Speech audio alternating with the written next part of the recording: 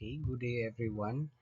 I am Russell J. Ardizona, and to our professor, Ma'am Maida A. Katong, this is my presentation about the introduction to the educational planning.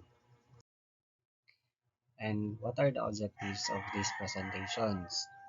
Number one, define educational planning. Number two, discuss the importance of the educational planning in the school system. Number four, identify different types of levels of planning. And number four, understand the process of principles behind effective planning. Okay, what is educational planning? Educational planning is a process of setting educational objectives and determining the best strategies and actions to achieve them. First, forecasting future educational needs. Second, developing policies, strategies, and actions. And the third one is allocating resources efficiently. And what are the importance of educational planning? Number one, to ensure efficient use of limited resources. Second, guide curriculum and policy development. Third, respond to social, economic, and technological changes. Fourth is to promote equity and access. Number five is the align education with national goals. What are the types of educational planning? Number one is the strategic planning. It is a long-term vision based. And number two is the tactical planning or the medium term or the departmental level.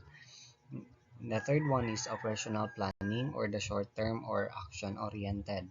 Number four is the contingency planning or preparing for uncertainties. What are the levels of educational planning? National level, it is the DepEd, CHED, and TESDA. And regional level, regional education offices. Division level or the school division offices. School level is the in school improvement plans or SIP.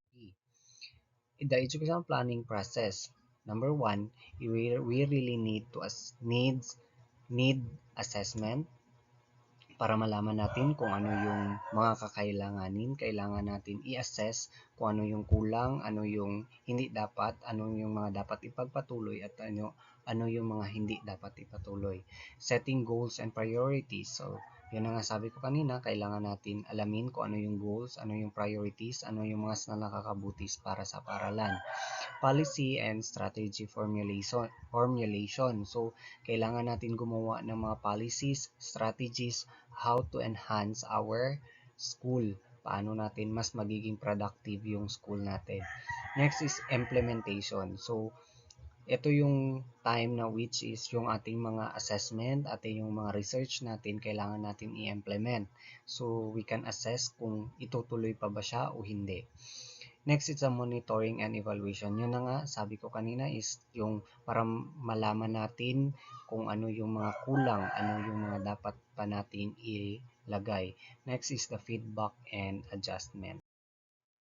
Principles of effective planning, participatory and inclusivity. So, kailangan hindi lang teachers, hindi lang students ang involved, kundi pati na yung whole community dapat included siya sa preparatory ng ating mga gagawin sa ating paralan.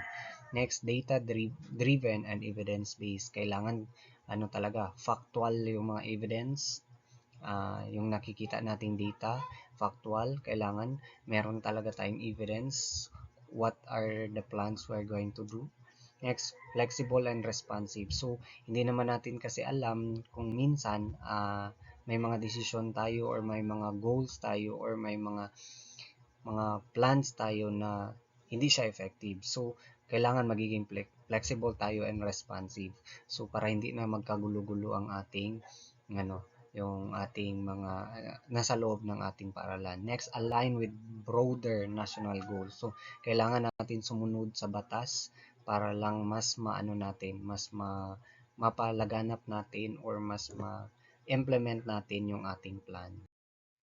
Okay, what are the challenges in educational planning? Number one, budget constraints. 'di ba? So kailangan natin ng budget from the national, 'di ba? Next is the political interference. So minsan hindi natin maiwasan na papasok tayo ng mga politiko sa ating paralan. So mas better na iwasan natin 'yun kasi meron naman kasi tayong budget galing from the national, especially kapag national ano tayo, nasa government institution tayo like DepEd. Lack of reliable data, inequity of access, and access issues. So hindi lahat na hindi tayo pareho dun, hindi tayo pareho ng mga schools. Merong schools na nasa coastal area, which is yung access nila doon hindi hindi kaagad-agad na ibibigay. So, yun yung nangyayari. So, meron tayong mga access issue. Rapid changes in technology and society. So, yun na nga, kapag nasa coastal area ka, walang kuryente, walang tubig, or anything, walang technology doon. So, yun yung isa sa mga uh, educational plan na na-challenge tayo. Next. Next, case study or example. Example, school improvement plan in the Philippines based on the DepEd Order number 44 series of 2015. Focus on learner-centered outcomes. So, ito yung talaga yung goal natin. So, learner-centered outcomes dapat tayo, naka-align tayo dapat doon sa 21st century skills ng mga bata. Develop through stakeholder consultation. So, kailangan din natin i-consult doon sa ating stakeholders yung mga plans na meron tayo. Yun nga dapat yung plans natin meron siyang inclusivity doon sa ating mga sa ating school. Okay, what are the conclusions about this educational planning? Planning is essential for quality education. Ang pagpaplano ay napaka-importante para mas mabigay natin yung quality education na pwede natin ibigay sa ating mga estudyante. Hindi lang sa estudyante, kundi para sa lahat ng tao na nakapalibot doon sa ating community. It requires foresight, collaboration, and accountability. So, as a future school head, since we are in educational management, so kailangan meron tayong goal, meron tayong foresight na tumitingin tayo doon sa future, what will be the future of our school. Kailangan natin makakuha ng collaboration not only for the teachers but also in the stakeholders. Next is the accountability. So as a leader of your school, you are accountable of everything that happens in your school. Yes, school science is going to play a vital role. So, since tayo yung nakahawak doon sa future ng mga bata, sa quality ng education na maibibigay natin sa kanila. So dapat mabigay natin yun sa kanila. Kailangan tayo kasi tayo yung nakahawak doon sa kanilang future.